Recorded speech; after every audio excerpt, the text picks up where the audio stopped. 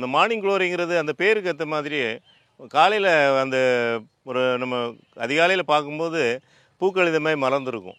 அல்போன்சா மாம்பழம் வந்து நம்ம இதுக்கு நடவு பண்ணி ஒரு 6 வருஷம் ஆயிடுச்சு. விஎன்ஆர் கொய்யா, இந்த விஎன்ஆர் கொய்யாவும் பார்த்திங்கன்னா நம்ம நர்சரியில் சேல் பண்ணுறோம்.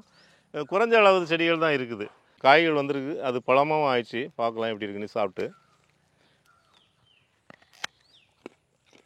ஒயிட் கலர், பியூர் ஒயிட், நல்லா இனிப்பாக இருக்குது.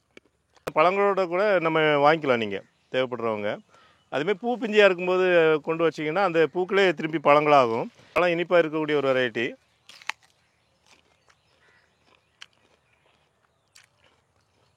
நல்லா இனிப்பாக இருக்குது.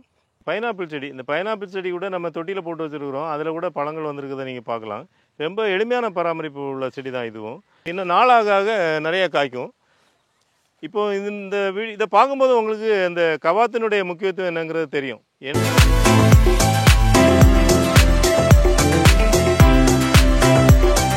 வணக்கம், நம்ம கிரீன்லேண்ட் நர்சரி தோட்டத்துக்கு தான் வந்திருக்கோம். ஒரு காலை பொழுதில் வந்திருக்கோம். ஏன்னா காலையில் வரும்போது தான் அந்த இயற்கையை கொஞ்சம் ரசிக்க முடியும். பறவைகளுடைய சத்தம், பூக்களுடைய அழகு எல்லாமே நம்ம காலையிலே வந்தால் தான் ரசிக்க முடியுங்கிறதுக்காக ஏர்லி மார்னிங் வந்திருக்கோம். ஏர்லி மார்னிங்கில் மணி 7 ஆயிடுச்சு. ஆரம்ப காலத்தில் நம்ம இந்த தோட்டம் ஆரம்பிக்கும் போதெல்லாம் பார்த்திங்கன்னா 6 மணிக்கெலாம் ஷார்ப்பாக அங்கே இருப்பேன். அதாவது 4:30க்கு ஃபஸ்ட்டு ட்ரெயின் நுங்கம்பாக்கத்தில் பிடிச்சேன்னாக்கா இங்கே எனக்கு ஒரு 2 வீலர் இருக்கும் மறைமலை நகரில். அந்த வண்டி எடுத்துகிட்டு நேரே தோட்டத்துக்கு வருவேன். அந்த மாதிரி ஒரு பழக்கம் இருந்தது. ரொம்ப இப்போ நாட்கள் போக போக நம்ம அதனுடைய அந்த நேரத்தை மாற்றிட்டோம். ஆனால் இன்றைக்கி இந்த வீடியோ எடுக்கணும், இந்த இயற்கையை உங்களுக்கு காமிக்கணுங்கிறதுக்காகவே சீக்கிரமாக வந்து இந்த வீடியோ பதிவு பண்ணுறோம். பேக்ரவுண்டு உங்களுக்கு சத்தம் தெரியும். இந்த குருவிகளுடைய சத்தம்லாம் பார்த்திங்கன்னா ஆரம்ப காலத்தில் இதெல்லாம் கிடையாது. ஆரம்ப காலத்தில் வெறும் பொட்டல் காடு. அதை வந்து நம்ம இந்த அளவுக்கு அதை டெவலப் பண்ணியிருக்கோங்கிறது ஒரு மகிழ்ச்சியான விஷயம். அது பார்த்திங்கன்னா இந்த மார்னிங் க்ளோரி, இந்த மார்னிங் க்ளோரிங்கிறது அந்த பேருக்கு ஏற்ற மாதிரியே காலையில் அந்த ஒரு நம்ம அதிகாலையில் பார்க்கும்போது பூக்கள் இது மாதிரி மலர்ந்துருக்கும். இதெல்லாம் நான் வச்சு பராமரித்ததில்ல. ஏன்னா நம்ம தோட்டத்தில் வந்து நம்ம ஸ்டாக் நிறைய வைக்கிறோம் இல்லையா, செடிகளை வைக்கிறோம். அந்த செடிகள் வைக்கும்போது அது வந்து இயற்கையாகவே சில செடிகள் வந்து தரையில் வேர் போயிடும். அதுக்கு எடுக்கக்கூடிய சூழ்நிலைகள் இருக்காது. அதனால் நம்ம அப்படியே விட்டுறது. அதுமாதிரி விட்ட செடிகள் தான் இப்போ நீங்கள் பார்க்கக்கூடிய செடிகள் எல்லாமே அதுமாதிரி விட்டது தான். பக்கத்தில் இருக்க பார்த்திங்கன்னா புளுமேரியா. இது புளுமேரியாவில் இது சிலர் வந்து இதை டெம்பிள் ட்ரீன்னு சொல்லுவாங்க. புளுமேரியான்னு சொல்லுவாங்க, டெம்பிள் ட்ரீன்னு சொல்லுவாங்க. நல்ல வாசனை உள்ளது. இது இந்த பழைய ரகங்கள் பார்த்திங்கன்னா நல்ல வாசனையாக இருக்கும். இதுலேயே நிறைய ஹைப்ரிட் ரகங்கள் வந்துருச்சு. இந்த ஹைப்ரிட் ரகங்களில் சிலதில் வாசனை இருக்காது, ஆனால் இது நல்ல மணமாக இருக்கும். பழைய ரகம் இது. அப்படியே பார்த்திங்கன்னா இது வந்து ப்ளூபெல், இந்த சின்ன சின்ன பூவாக இருக்கு இல்லையா, இதெல்லாம் ப்ளூபெல். இதுவும் அந்த க்ரீப்பர் வச்சுருந்த இடத்துல எல்லா செடியுமே அப்படியே படர்ந்துருச்சு. அது எவ்வளோ ரம்மியமாக இருக்குங்கிறத காமிக்கிறதுக்காக தான் அந்த இதில் பதிவு பண்ணுறேன். பாருங்கள், ஃபுல்லாகவே கவர் ஆகிடுச்சு. இந்த க்ரீப்பர் வெரைட்டியை பற்றி நிறைய கஸ்டமர் கேட்பாங்க. என்னென்னா எனக்கு வீட்டில் தொங்குற மாதிரி செடிகள் வேணும், கொடி மாதிரி போகிற செடிகள் வேணும்னு கேட்பாங்க. நிறைய தேனீக்கள் கூட நிறைய இதில் இருக்குது. இந்த செடி பார்த்திங்கன்னா இது தும்பர்ஜியா. தும்பர்ஜியாங்கிறது அப்படியே இந்த ஒரு திராட்சை கொலை எப்படி தொங்கும் அதுமாதிரி கொத்து கொத்தாக தொங்கும். இது நிறைய கொத்து கொத்தாக பூ வரும், வேகமாக வளரும். அதாவது நம்ம தரையிலேயே வச்சு படத்தி விட்டோம்னா, அதாவது படர விட்டோம்னாக்க ஃபுல்லாகவே ஒரு திராட்சை கொலை எப்படி தொங்குனா இருக்கும் அதே மாதிரி இருக்கும். இந்த பாருங்கள், இதேமாதிரி தான் இருக்கும். திராட்சை கொலை எப்படி இருக்குமோ அதே மாதிரி இருக்கும். பூக்கள் டெய்லி விரிஞ்சிக்கிட்டே இருக்கும். அது கொத்தாக இருக்கிறதுனால நம்ம ஒரு பந்தல் மாதிரி போட்டோம்னா அதில் இலைகள்லாம் மேலே தங்கிடும், அந்த பூ மட்டும் கீழே தொங்கும். அப்போ பார்க்குறதுக்கு ரொம்ப அழகாக இருக்கும். அடுத்து நம்ம பார்க்குறது அல்போன்சா வெரைட்டி. இந்த அல்போன்சா மாம்பழம் வந்து நம்ம இதுக்கு நடவு பண்ணி ஒரு 6 வருஷம் ஆயிடுச்சு. ரொம்ப ஃபாஸ்ட்டாக இது வளரல. ஒரு நம்ம காரணம் என்னென்னா நம்ம ப்ரூன் பண்ணி வளர்க்குறோம். இதை வருஷந்தோறும் ப்ரூன் பண்ணுறோம். இப்போ ஆடி மாதம் ப்ரூன் பண்ணுவோம். அது கூட நம்ம வீடியோ போட்டிருக்கோம் அந்த சேனலில். இந்த ஆடி மாதம் ப்ரூன் பண்ணோன்னா கரெக்டாக அந்த சீசனில் வந்து அதனுடைய காய்கள் வந்து காய்ச்சி நமக்கு பலன் கொடுக்கும். ப்ரூன் பண்ணி வளர்த்தா தான் நம்ம நிறைய செடிகளை பராமரிக்க முடியும். ஒரு தோட்டத்தில் செடிகளை அதிகமாக உற்பத்தி பண்ணணும், பழங்களை அதிகமாக உற்பத்தி பண்ணணும்னு நினச்சிங்கன்னா செடிகளை கவாத்து பண்ணணும். அது வந்து கண்டிப்பாக இந்த ஆடி மாதம், ஏன்னா ஆடி மாதங்கிறது எல்லாருக்குமே ஒரு ஞாபகம் இருக்கக்கூடிய ஒரு மாதம். அந்த டைம் தாண்டி நம்ம பண்ணோன்னா அது சில நேரங்களில் காய்க்காமல் கூட போகிறதுக்கு வாய்ப்பு உண்டு. அதனால் அந்த ஆடி மாதத்துலேயே, அதாவது ஜூன் ஜூலைலேயே நம்ம கவாத்துங்கிறத பண்ணிவிடணும். பண்ணி விட்டோன்னாக்கா இந்த மாதிரி காய்க்கும். இந்த கவாத்துன்னு சொன்னோடனே நிறைய பேர் யோசிப்பாங்க ரொம்ப. அதாவது எப்படி நமக்கு கற்றுக்கிறது, எப்படி தெரிகிறது. ஒரு முறை நீங்கள் யார்கிட்டயாவது தெரிஞ்சவங்ககிட்ட கேட்டு நீங்களே பண்ண ஆரம்பிச்சிட்டிங்கன்னா அப்புறம் அது ரெகுலராக வந்துடும். அது அதாவது செடிகளுடைய வளர்ச்சியை குறைக்கிறது தான். செடிகளுடைய வளர்ச்சியை குறைக்கும் போது அதனுடைய திரும்ப பூக்கள் வரும்போது நிறைய பூக்கள் பிஞ்சுகள் அதில் உருவாகும். அதுக்காக தான் நம்ம அந்த கவாத்து முறையை சொல்கிறோம். இதை எளிமையாக பண்ணலாம். அடுத்து நம்ம பார்க்குறது விஎன்ஆர் கொய்யா. இந்த விஎன்ஆர் கொய்யாவும் பார்த்தீங்கன்னா நம்ம நர்சரியில் சேல் பண்ணுறோம். குறைஞ்ச அளவு செடிகள் தான் இருக்குது. இந்த செடியிலே நம்ம வச்சிருந்த கவர்லேயே உள்ள செடியிலே பழங்கள் காய்கள் வந்திருக்கு. அது பழமாவும் ஆயிடுச்சு. பார்க்கலாம் எப்படி இருக்குன்னு சாப்பிட்டு. ஒயிட் கலர், பியூர் ஒயிட், நல்லா இனிப்பாக இருக்குது.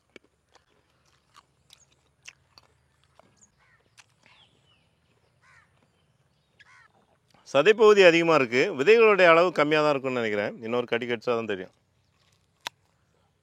ஆமாம், விதைகளோட எண்ணிக்கை கம்மியாக தான் இருக்குது. இந்த மாதிரி கொய்யா ரகங்கள்லேயே நம்மகிட்ட ஒரு 10 ரகங்கள்கிட்ட இருக்குது. அது இந்த செடிகள் கூட பார்த்தீங்கன்னா சின்ன செடிகளாகவும் பெரிய செடிகளாகவும் சேல்ஸ் பண்ணுறோம். நம்ம சென்னைக்கு பக்கத்தில் இருக்கிறனால நிறைய பேர் மாடி தோட்டத்தில் வைக்கிறதுக்கு பெரிய செடிகளாக தான் கேட்குறாங்க. அவங்களுக்கு இந்த மாதிரி காய்களோட உள்ள செடிகள் கூட நம்ம கொடுக்குறோம். அடுத்து நம்ம பார்க்குறது ஜப்பான் கொய்யா. அந்த ஜப்பான் கொய்யா வந்து நம்ம ஒரு வாரத்துக்கு முன்னாடி தான் இதிலேருந்து பழங்கள் பறிச்சதை வீடியோ போட்டிருந்தோம். அப்போது பூ மொட்டுகளாக இருந்ததெல்லாம் இப்போ பூவாக இருக்குது. பொதுவாக அந்த ஜப்பான் கொய்யா பற்றி சொல்லும்போது நிறைய கஸ்டமர் இது மாடி தோட்டத்தில் வச்சவங்க ஒரு கம்ப்ளைண்ட் சொல்கிறாங்க. எப்படின்னா நிறைய நல்லா வேகமாக துளுக்கலை, அதே மாதிரி நிறைய பிஞ்சுகளும் பிடிக்கலை, தாய்லாந்து கொய்யா மாதிரி பிடிக்கலைங்கிற ஒரு குறை சொல்கிறாங்க. ஆனால் அது தவறுங்கிற மாதிரி எனக்கு இது தோணுது. ஏன்னா இந்த இது பாருங்கள், எவ்வளோ பூ பிஞ்சுகள்லாம் எவ்வளோ ஒரே வாரத்தில் திருப்பியும் பூக்க ஆரம்பிச்சிருக்கிறது பாருங்கள். அப்போது தொடர்ச்சியாக நமக்கு அது மகசூல் கொடுக்குங்கிறத ஒரு நம்பிக்கை இருக்குது. அப்போ என்ன காரணம்னா நம்ம தொட்டியில் வளர்க்கும் போது அதுக்கு அதனுடைய சத்துக்கள் போதலைங்கிறத வேணால் சொல்லலாம். அந்த மாதிரி தான் நான் நினைக்கிறேன். நிறைய பிஞ்சுகள் கிட்டத்தட்ட ஒரு 20-30 பிஞ்சுகள் இருக்குது. இந்த செடி மட்டும் இல்லை, எல்லா செடியிலையுமே அதே மாதிரி தான் இருக்குது. இப்போ ஒரு குறிப்பிட்ட செடியில் மட்டும் அந்த மாதிரி இருந்தால் நீங்கள் சொல்லலாம். சில செடிகளுக்கு நம்ம உரம் வச்சுருக்கோம், மண் வாக்குல அது மாறுதுன்னு பாருங்கள். இதில் நல்ல மொட்டாக இருக்குது. நம்ம வந்து இந்த செடியில் காய்களை பறித்த உடனே கட் பண்ணி விட்டோம், ப்ரூன் பண்ணி விட்டோம். அதாவது இந்த இதில் பார்த்தா தெரியும், இந்த இதெல்லாம் கட் பண்ணியிருக்கோம் பாருங்கள். இதெல்லாம் கட் பண்ணி விட்டோம். கட் பண்ணி விட்டதுக்கப்புறம் நம்ம இவ்வளோ பூக்கள் பிஞ்சுகள் வந்திருக்குது. அடுத்து நம்ம தோட்டத்தில் வளர்த்துட்டு வரக்கூடிய மியாசாக்கி மாஞ்செடிகள், இது எல்லாமே மியாசாக்கி தான்.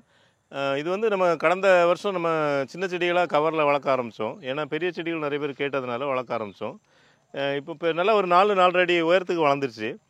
எல்லா செடிகளுமே சிறப்பாகவே இருக்குது. செடிகள்லாம் நல்லா தண்டுலாம் நல்லா ஸ்ட்ராங்காக இருக்குது. அதேமாதிரி வர வருஷத்தில் இது எல்லாமே காய்க்கும். அதுமாதிரி ஒரு 5 அடி 6 அடி கூட இருக்குது ஹைட்டு. பாருங்கள், என்னோடய ஹைட்டு கூட இருக்குது. இது எல்லாமே வர வருஷத்தில் கண்டிப்பாக பழங்கள் இதில் வரும். இந்த மாதிரி செடிகள் வந்து நம்ம மாடி தோட்டத்தில் வைக்கிறதுனாலும் சரி, தரைப்பகுதியில் வைக்கிறோம், சீக்கிரமாக நம்ம பழங்களை சாப்பிடணும்னு நினச்சிங்கன்னா இதுமாதிரி பெரிய செடிகளை வாங்கலாம். இது எல்லாமே நம்ம தோட்டத்தில் ஸ்டாக் வச்சுருக்கோம். நர்சரி நம்ம வந்து வாட்டர் ஆப்பிள் செடி, வாட்டர் ஆப்பிளில் எல்லா வெரைட்டியுமே இருக்குது நம்மகிட்ட.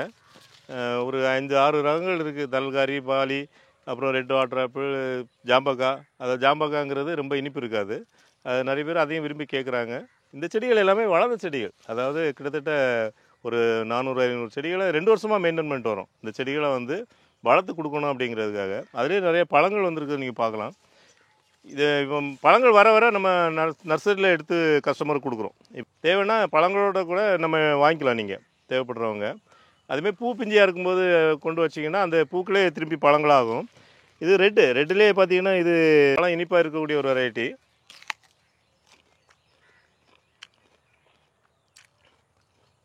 நல்லா இனிப்பாக இருக்குது. இன்னும் ஒரு 4-5 நாள் ஆகணும். 4-5 நாள் ஆச்சுன்னா இன்னும் ரெட் ஆகும், நல்லா இனிப்பு தன்மையும் அதிகமாகும். அடுத்து நம்ம பார்க்குறது வியட்நாம் பலா. இது வந்து ஒரு 2 வருஷம் செடி. அதாவது கவரில் வளரும்போது 2 வருஷம் செடி. நம்ம தரை நட்டால் 1.5 வருஷத்தில் இந்த மாதிரி வளர்ச்சி வரும். இந்த 1.5 வருஷத்துல செடியிலே இந்த பிஞ்சுகள் வந்திருக்கிறத நீங்கள் பார்க்கலாம். பிஞ்சு இருக்குது, நிறைய பூக்களும் வந்திருக்கு. ஆண் பூக்கள் அதிகமாக வந்திருக்கு, பெண் பூக்களும் வரும். இனி இப்போ ஒரு 6 மாதம் போயிடுச்சுன்னா இதில் நிறைய பெண் பூக்கள் வரும். அது பறிக்கிறதே பெரிய வேலையாக இருக்கும். அந்தளவு இதில் பிஞ்சுகள் வரக்கூடிய ஒரு வெரைட்டி வியட்நாம் பலா. இதுவும் நம்ம சின்ன செடிகளாக வாங்கி நம்ம தோட்டத்தில் வளர்த்துக்கிட்டு இருக்கோம். அந்த மாதிரி செடிகளை தான் நீங்கள் பார்க்குறீங்க. அடுத்து நம்ம பார்க்கக்கூடிய சக்கரைக்குட்டி. இந்த சக்கரைக்குட்டிங்கிறது பேரில் இருக்குது. அந்த சக்கரை இனிப்பு தன்மை அதிகமானது. அதுமாதிரி குட்டியாக இருக்கும் பழம். அதாவது ஒரு பெரிய நெல்லிக்காய் இருக்கு இல்லையா, அந்த அளவு தான் இருக்கும். நம்ம அப்படியே வாயில் அப்படியே எடுத்து கடித்து சாப்பிட்ற மாதிரி இருக்கும். ரொம்ப பெரிய சைஸ்லாம் இருக்காது. ஒரு 50 கிராம் 75 கிராம் வெயிட் வர அளவுக்கு தான் இருக்கும். இது வந்து நிறைய பேர் விரும்பி கேட்குறாங்க. இது ஒரு பாரம்பரிய ரகம். இது பெரும்பாலும் தமிழ்நாட்டில் இது அழிஞ்சிட்டு வரக்கூடிய ரகம்னு சொல்லலாம். நிறைய பேர் தெரியாது, ஒரு குறிப்பிட்ட சிலருக்கு தான் தெரியுது. இது கிருஷ்ணகிரி, திருப்பத்தூர் அந்த ஏரியாவில் அதிகமாக அந்த செடிகள் இருக்குது. அதிகமாக இருக்குதுன்னு சொல்ல முடியாது, குறைந்த அளவு செடிகள் தான் இருக்குது. செடிகளுடைய உற்பத்தியும் கம்மியாக தான் இருக்குது. எக்ஸாட்டிக் வெரைட்டி செடிகள் சேல்ஸ் பண்ணுறதுனால இந்த வெரைட்டியும் நம்ம அதுக்கு முக்கியத்துவம் கொடுத்து அழிஞ்சிட்டு வர செடிகளை வந்து நம்ம டெவலப் பண்ணணுங்கிற நோக்கத்தில் இந்த செடிகளை நிறைய செடிகள் நம்ம வளர்த்துருக்கோம். இந்த செடிகளை நம்ம இப்போ கிரீன் நர்சரியில் சேல் பண்ணுறோம். அடுத்து நம்ம பார்க்குறது மிராக்கிள் ஃப்ரூட்டு. நம்ம மிராக்கிள் ஃப்ரூட்டும் கூட ரொம்ப ஒரு வித்தியாசமான செடியாக இருக்கிறதுனால அது அந்த பழங்களை சாப்பிட்டு அதுக்கப்புறம் புளிப்பான எது சாப்பிட்டாலும் இனிக்கிறதுனால எனக்கு அது மேலேயும் ஒரு ஆசை அதிகம். பார்த்தீங்கன்னா இந்த செடிகள் எல்லாம் பழங்களோடே இருக்குது. இதே மாதிரி எங்கேயும் நீங்கள் நர்சரியில் பார்க்க முடியாது. எவ்வளோ செடிகள் இருக்குங்கிறதையும் பாருங்கள், எவ்வளோ உயரத்தில் இருக்குங்கிற பாருங்கள். கிட்டத்தட்ட 4.5 5 அடி உயரத்தில் செடிகள் இருக்குது. நிறைய பழங்களும் இருக்குது. இந்த செடிகளே பார்த்தீங்கன்னா பழங்கள் பூக்கள் எல்லாருமே இருக்குது. இது சீசன் கிடையாது, எப்போ வேணாலும் பூத்து காய்ச்சிக்கிட்டே இருக்கும். ஒரு வித்தியாசமான ஒரு செடி இதுவும். மிராக்கிள்ங்கிறது அதிசயம். இது ஒரு டைமில் பார்த்தீங்கன்னா ஒரு சின்ன பிராஞ்சே இந்த மாதிரி ஒரு சின்ன செடியே ஒரு 1000 ரூபாய்க்கெலாம் கூட சேல் பண்ணாங்க. இப்போ இந்த செடியில் பாருங்கள், இந்த ஒரு 5 அடி செடி, இதில் எவ்வளோ பூக்கள் பழங்கள் இருக்குங்கிறத பார்க்கலாம். பூக்கள் இது எல்லாமே பூக்கள் தான், இது எல்லாமே பழமாக மாறும்.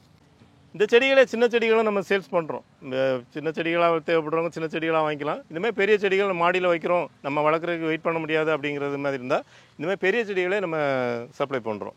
அடுத்து நம்ம பார்க்குறது இமாம் பசந்த் மா வெரைட்டி. இந்த இமாம் பசந்த் மா வெரைட்டி பற்றி எல்லாருக்குமே இப்போ தெரியும். ஒரு காலத்தில் அதுவும் பற்றி ஜனங்களுக்கு தெரியாது. ஏன்னா ரொம்ப ரேராக இருந்தது. இப்போது பரவாயில்ல, எல்லாருமே அதை விரும்பி சாப்பிட்றதுனால, அதாவது அட்வான்ஸாக புக் பண்ணி நம்ம தோட்டங்களில் வாங்குகிற அளவுக்கு இது விலை ஏறினதுனால, அதாவது ஒரு கிலோ 200 ரூபா வரைக்கும் இது லாஸ்ட் இயர் சேல் ஆச்சு. இது மக்களுக்கெல்லாம் தெரிய ஆரம்பிச்சிச்சு. இப்போ நிறைய பங்கனப்பள்ளி சாப்பிட்டவங்க கூட இப்போ இந்த பழங்களை விரும்பி கேட்குறாங்க. இதுவும் நம்ம தோட்டத்தில் அடர் நடவு முறையில் நடவு பண்ணோம். இந்த அடர் நடவு முறையில் நடவு பண்ணது 15 அடி இடைவெளியில் நட்டிருக்கோம். பார்த்தீங்கன்னா தெரியும், 15 அடி இடைவெளியில் நடவு பண்ணியிருக்கோம். நம்ம ஆடி மாதம் இதெல்லாம் ப்ரூன் பண்ணி விட்டோம், கவாத்து பண்ணி விட்டோம். கவாத்து பண்ண வீடியோ கூட போட்டிருந்தோம். அப்போ ஒருத்தர் கேட்டிருந்தாங்க, இது மாதிரி கவாத்து பண்ணால் இது மாதிரி செடிகள் காய்க்குமானே. அது காய்க்குங்கிறத காமிக்கிற இந்த வீடியோ பார்க்கும்போது உங்களுக்கு தெரியும், எல்லா செடியிலுமே காய்கள் இருக்குது. ஆனால் என்னென்னா இலைகளுக்கு உள்ளே இருக்குது, சில காய்கள் தான் நமக்கு வெளியே தெரியுது. இப்போ செடியும் ஒரு ஷேப் ஆகிடுச்சு. அதே மாதிரி பார்த்திங்கன்னா அந்த தண்டு பகுதியும் நல்லா ஸ்ட்ராங் ஆகிடுச்சு. இதுவும் ஒரு 4 வருஷத்து மரம் தான். இனி போக போக தான் அதிகமாக காய்க்கும். இப்போ ஆரம்பத்தில் நமக்கு காய்கள் கம்மியாக தான் வரும். இப்போ இன்னும் நாளாக ஆக நிறைய காய்க்கும்.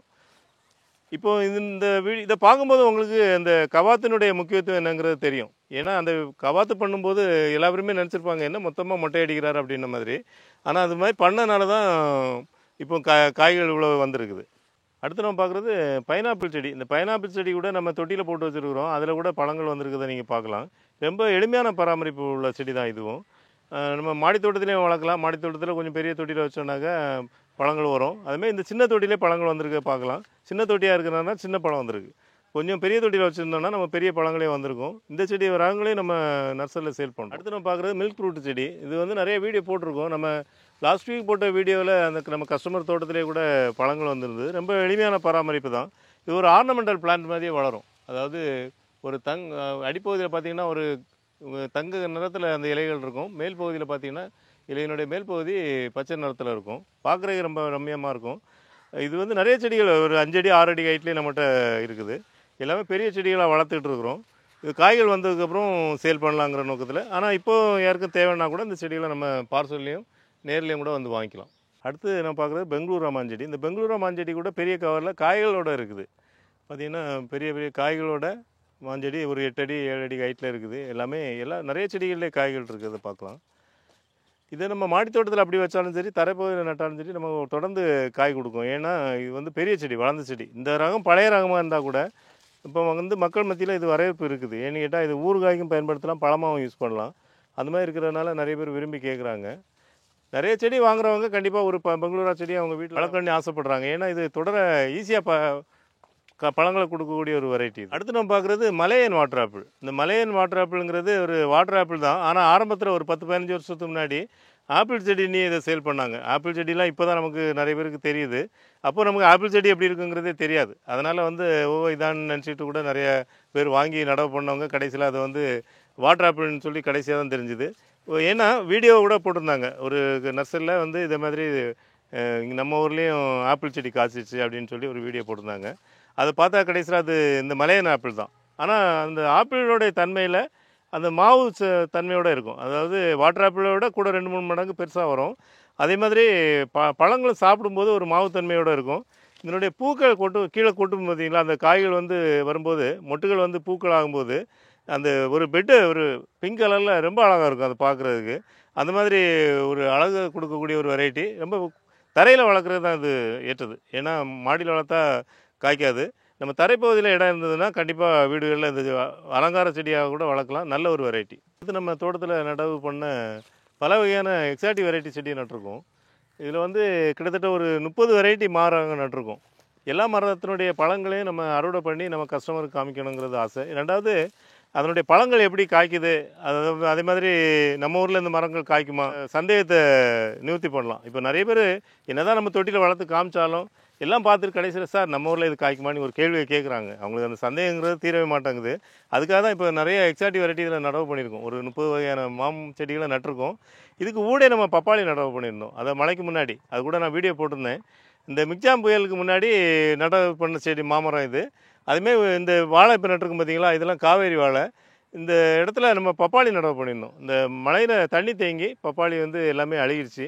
நான் ஓரளவு இது பூமி கொஞ்சம் மேடாக தானே இருக்குது அப்படின்னு நினச்சிட்டு தான் இதில் நடவு பண்ணோம். ஆனால் தண்ணி தொடர மழை இருந்ததுனால செடிகள் வந்து அழுக ஆரம்பிச்சிச்சு. ஆனால் இன்னொரு பகுதியில் நம்ம மேட்டுப்பாத்தி அமைச்சிருந்தோம். இந்த பகுதி பார்த்திங்கன்னா நமக்கு சுத்தமாக மண் நல்லா இல்லாததுனால இதில் வந்து மேட்டுப்பாத்தி அமைச்சோம். அந்த மேட்டுப்பாத்தி அமைச்சு அந்த மேற்பகுதியில் வந்து பப்பாளி செடிகளை நட்டோம். அது வந்து தப்பிச்சிருச்சு. இந்த மழையில் வந்து எந்த பாதிப்பும் ஆகலை. மொத்தம் ஒரு 3 செடி மட்டும் பாதிச்சுது. 2 செடி வந்து நோயினால், வைரஸ் நோயினால் பாதிச்சுது. ஒரு செடி அழுகி போச்சு தண்ணி நின்று. மற்ற செடிகளும் நல்லா வந்துச்சு. அதுக்கப்புறம் நம்ம சுற்றி நிறைய செம்மண் இதெல்லாம் போட்டு, செம்மண், எரு, அசோஸ்பைரிலம், பாஸ்போபாக்டீரியா, சூடோமோனாஸ் எல்லாமே போட்டு சுற்றி பாத்தி கட்டியிருக்கிறோம். இந்த செடிகளை சுற்றி பார்த்தா அவங்களுக்கு தெரியும். இந்த செடியை பாருங்களேன். இந்த செடியில் வந்து சுற்றி பாத்தி கட்டி இருக்கிறதும் தெரியும். அதேமாதிரி காய்கள் எவ்வளோ வந்திருக்குங்கிறதையும் தெரியும். காய்கள் எவ்வளோ வந்திருக்குங்கிறதும் தெரியும். இதனால் அது ஒரு நல்ல திரட்சியாக நல்லாவே இருக்குது செடிகள். இப்போது இன்னும் அந்த பள்ளம், அந்த மண் எடுத்து மேட்டுப்பாத்தி அமைச்சோம் இல்லையா, அந்த இடம் வந்து பில்லாகலை. இப்போ அந்த இடத்துல என்ன பண்ணுறோன்னா, நம்ம பச்சை தழைகளை நமக்கு பண்ணையில் வரக்கூடிய இந்த தழைகள், வேஸ்ட்டு, குப்பை எல்லாமே வந்து மக்க வைக்கிறோம். இந்த பள்ளத்தில் போட்டு மக்க வைக்கிறோம். அந்த பணியை தான் இன்னும் செய்துகிட்ருக்கோம். இப்போ இந்த இடத்த நம்ம ரெடி பண்ணுறதே கிட்டத்தட்ட ₹1,00,000 மேலே செலவு பண்ணிட்டோம். ஆனால் இவ்வளோ செலவு பண்ணி இந்த இடத்துல பப்பாளியை விற்று நம்ம சம்பாதிக்க முடியுமான்னா முடியாது. அதுதான் விவசாயத்தோடைய நிலைமை. நம்ம ஈஸியாக வாங்கி சாப்பிடும்போது இவ்வளோ விலை இருக்கே அப்படிங்கிற மாதிரி கூட சிலருக்கு தோணும். ஆனால் அந்த ஒவ்வொரு பொருள்களும் இதுமாதிரி செலவு பண்ணி தான் விவசாயிகள் உற்பத்தி பண்ணி கொண்டு வராங்க. அதை நம்ம புரிஞ்சுக்கிட்டு நம்ம அவங்களுக்கு சப்போர்ட் பண்ணுங்கிறது என்னோடய ஆசை. இந்த பழங்களை வந்து நம்ம நர்சரியில் சேல்ஸ் பண்ணுறோம். அதனால் நமக்கு ஓரளவு லாபமாக இருக்கும். இப்போ பொதுவாக விவசாயிகள் உற்பத்தி பண்ணி அதை கடைகளில் விற்கும்போது இதை வந்து ₹10, ₹12 தான் வாங்குவாங்க. ஆனால் அதே நம்ம கடையில் சேல் பண்ணும்போது ₹30, ₹40 கூட கிலோ கணக்கில் நம்ம சென்னை பக்கத்தில் இருக்கிறதுனால சேல் பண்ணுறதுக்கு வாய்ப்பு இருக்குது. இப்போ பார்த்தீங்கன்னா நிறைய கஸ்டமர் வந்து புதுசாக விவசாயம் பண்ணணும்னு ஆசைப்படுறாங்க. அவங்க வாங்கக்கூடிய லேண்டோ இல்லைன்னா ஏற்கனவே வச்சுருந்த நிலமோ இதுமாதிரி வளமில்லாத நிலமாக இருந்ததுன்னா இதேமாதிரி மேட்டுப்பாத்தி அமைங்க. மேட்டுப்பாத்தி அமைச்சு அதில் வந்து நம்ம மண்ணை அந்த இடத்த மட்டும் நல்லா வளப்படுத்தினா போதும் முதல்ல. அதுக்கப்புறம் நான் கொஞ்சம் கொஞ்சமாக அந்த பள்ளத்தை வந்து நாங்கள் இந்த ஃபில் பண்ணுறோம் இல்லையா, இதுமாதிரி நம்ம பண்ணை கழிவுகளை வச்சு ரொப்பிக்கலாம். அப்போ மொத்த இடமே வளமாகிடும். நம்ம எந்த பயிர் வேணாலும் அதுக்கப்புறம் பயிர் செய்கிற மாதிரி இருக்கும். இப்போ இந்த வீடியோவில் பார்த்தீங்கன்னா நம்ம ஆரம்பத்துலேருந்து நம்ம தோட்டத்தை பற்றி சொன்னோம். அதே மாதிரி என்னென்ன செடிகளை இங்கே பராமரிச்சுட்டு வரோம், என்ன நம்ம தரையில் நட்ட செடிகள் எப்படி பலன் கொடுக்குறதுங்கிறதையும் நம்ம சொன்னோம். இந்த வீடியோவில் சொன்ன செடிகளில் உங்களுக்கு ஏதாவது செடிகள் தேவைப்படுதுன்னா எங்கள் நர்சரி நம்பர் 9841986400 நம்பருக்கு கான்டாக்ட் பண்ணி வாங்கி பயன்பெறுமாறு அன்புடன் கேட்டுக்கொள்கிறேன். நன்றி, வணக்கம்.